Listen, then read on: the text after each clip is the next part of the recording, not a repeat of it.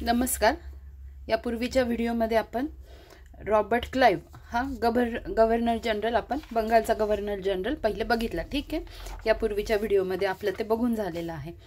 आज आपण काय बघणार आहोत तर त्याच्यानंतरचा म्हणजे इथे बघा, इथे दिसतंय तुम्हाला बंगालचे गव्हर्नर दिलेले आहेत। ठीक आहे, तर रॉबर्ट क्लाइव्ह चा कार्यकाळ किती होता? 1757 ते 1760 आणि तो पुन्हा आला होता कधी 1765 ते 1767 असा त्याचा दोनदा कार्यकाल होता।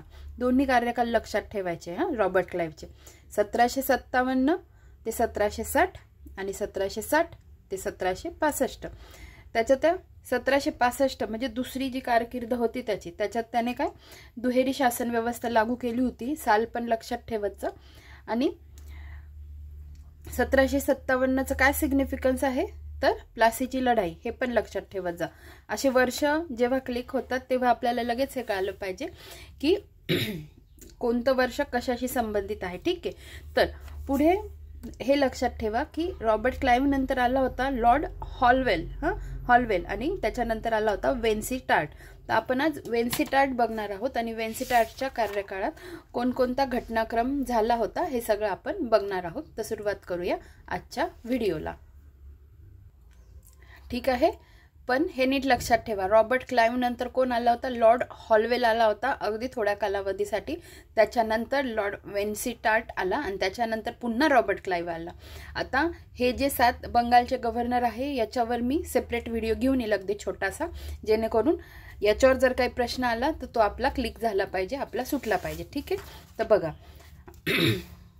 लॉर्ड वेन्सीटार्ट त्याच्या कार्यकाळात काय काय झालं बघा। 1760 ते 1765 असा त्याचा कार्यकाल आहे।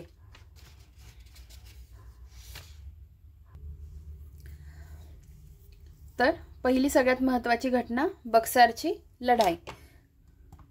आपण रॉबर्ट क्लाइव्हच्या याच्यात प्लासीची लढाई बघितली होती, आता इथे आहे बक्सारची लढाई। बघा ऑक्टोबर 1765 मध्ये मेजर मनरो याच्या अधिपत्याखाली इंग्रजांविरुद्ध मुघल बादशाह शाह आलम, अवधचा नवाब शुजा उद्दौला व मीर कासिम यात बक्सार येथे लढाई झाली व या लढाईत इंग्रजांचा विजय झाला। बादशाह शाह आलम इंग्रजांना शरण जाऊन त्यांच्या आश्रयास गेला। शुजा उद्दौला हा हतबल झाला आणि मीर कासिम हा पळून गेला। या बक्सारच्या विजयामुळे बंगालमधील इंग्रज सत्तेचा पाया मजबूत झाला। या लढाईत इंग्रज अवधच्या नवाबाकडून फक्त अलाहाबाद व कोरा हे 2 जिल्हे तसेच युद्ध खर्च म्हणून 60 लाख रुपये घेण्यात आले। या युद्ध समाप्तीनंतर पहिल्यांदा उत्तर भारतातील राजकारणात इंग्रजांचा शिरकाव झाला। या लढाईनंतर बंगाल, बिहार व ओडिसाची संपूर्ण राजकीय, आर्थिक तसेच लष्करी सत्ता ही इंग्रजांच्या हाती आली। मुघल बादशाह शाह आलम याने कंपनीस बंगालच्या दिवाणीचे फरमान दिले व आता इंग्रज हे परस्परच महसूल गोळा करत असे। ठीक आहे, कळालं? आता बघा बक्सारच्या लढाईचे काय काय परिणाम झाले, त्याच्यात कोण कोण इन्व्हॉल्व होतं आणि प्लासीची लढाई पण आपण बघितली। त्याच्यात कोण कोण होतं? रॉबर्ट क्लाइव्ह होता, त्याच्यानंतर शुजा उद्दौला, तर मग सिराज उद्दौला। ठीक आहे, इथे सिराज उद्दौला कोण कोण, हा हे बघा इथे दिसतं।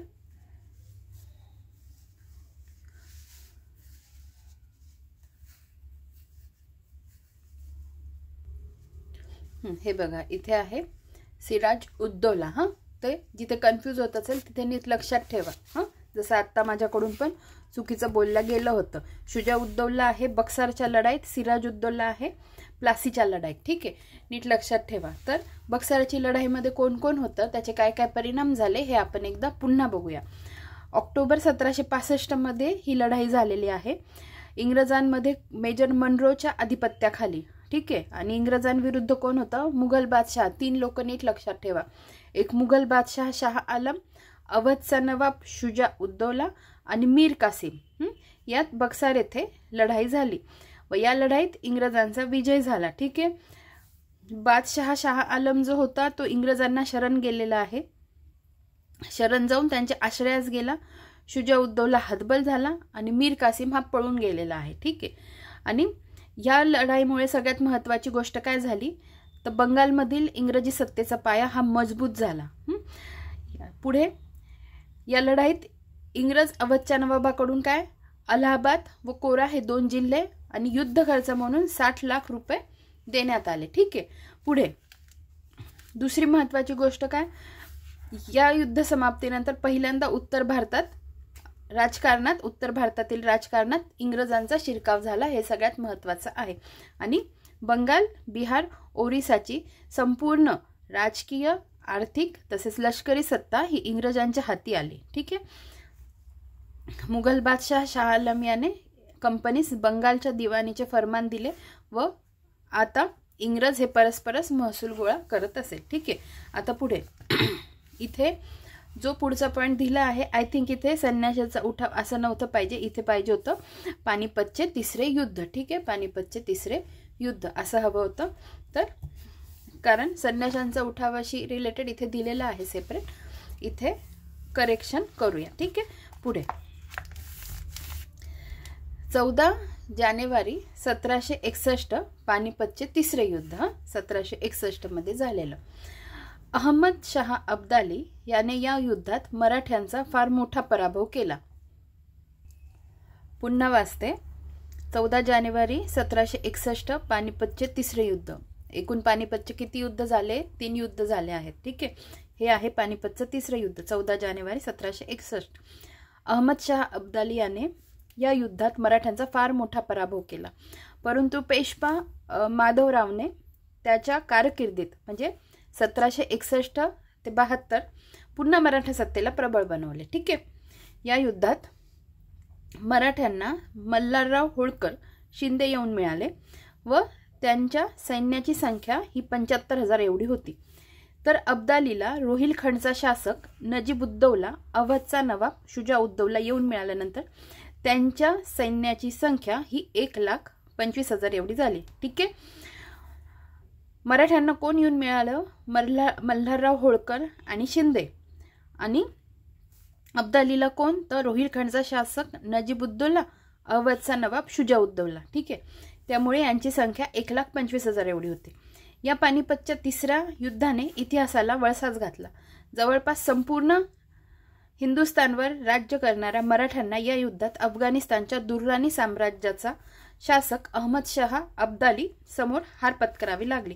आता हा पण एक MCQ नेट लक्षात ठेवा की अहमद शाह अब्दाली कोणत्या साम्राज्याचा शासक होता तर दुर्राणी साम्राज्याचा शासक होता, हे पण नीट लक्षात ठेवा। पुढे खरे तर अब्दाली समोर शूर व भारतातील सर्वोच्च शक्ती बलाढ्य मराठ्यांविरुद्ध लढणे म्हणजे एक फार मोठे आव्हानच होते, परंतु काही प्रतिकूल परिस्थितीमुळे या युद्धात मराठ्यांची हार झाली, ठीक आहे। आता पुढचा पॉइंट आहे संन्याशांचा उठाव। कालखंड किती 1763 ते 1800, 1763 ते 1800। इंग्रजांनी भारतात आपली सत्ता प्रथम बंगालमध्ये स्थापन केल्यामुळे इंग्रज विरोधात उठाव देखील प्रथम बंगाल व नंतर बिहार, ओरिसा या भागात झाले, ठीक आहे। प्रथम बंगालमध्ये सत्ता स्थापन झाली, त्यामुळे इंग्रजांविरोधात उठाव सुद्धा प्रथम बंगाल, नंतर बिहार, नंतर ओडिसा या भागात झाले।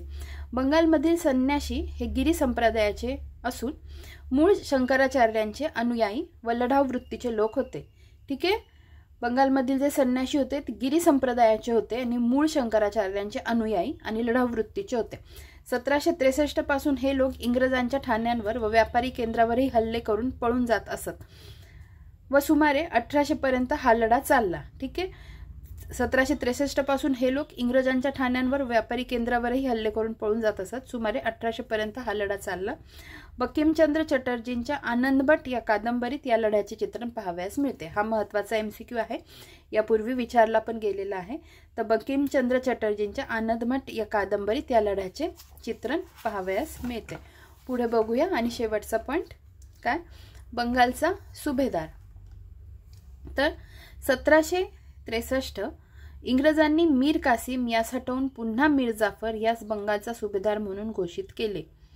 मीर कासिम यास बंगालचा सुभेदार बनविल्यानंतर कंपनीची अशी धारणा होती की आता हा आपल्या हातातील खेळणे बनून आपल्या अधिकाधिक आर्थिक मागण्यांची सहज पूर्तता करेल, परंतु मीर कासिमला कंपनीची साम्राज्यवादी नीती मान्य नव्हती व तो स्वतंत्र राहण्यास इच्छुक होता।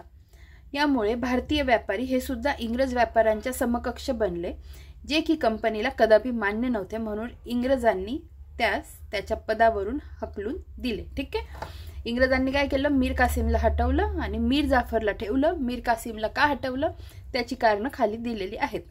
तर अशा पद्धतीने जे लॉर्ड वेन्सिस्टार्ट आहे ते आपलं झालेलं आहे। पुढच्या ह्याच्यात आपण पुढचे गव्हर्नर जनरल जे आहे वॉरेन हेस्टिंग आणि नंतर तेच पुढे कसे बंगालचे गव्हर्नर बनतो तो, ठीक आहे, वॉरेन हेस्टिंग, ते आपण पुढच्या व्हिडिओमध्ये बघणार आहोत। तर लवकरच भेटूया पुढच्या व्हिडिओमध्ये। धन्यवाद।